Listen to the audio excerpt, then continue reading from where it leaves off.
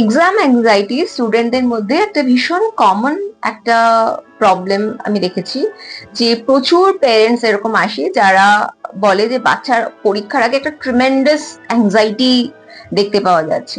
তো আজকে এই এক্সাম অ্যাংজাইটিটাকে কি করে ডাইলিউট করতে পারবে সেই ব্যাপারে কয়েকটা জেনারেল টিপস দেওয়ার চেষ্টা করছি। দেখো, পরীক্ষা থাকবে, পরীক্ষায় stress anxiety it's very common type of thing, কিন্তু যেটা মাথায় রাখতে হবে যে নাম্বার ডোন্ট ডিসাইড এভরিথিং।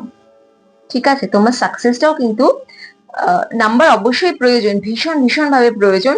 আমি নিজে মনে করি পড়াশোনা একটা ভীষণ প্রয়োজনের জিনিস। তো সেই পড়াশোনাটা করা প্রয়োজন, কিন্তু নাম্বার ডোন্ট ডিসাইড এভরিথিং।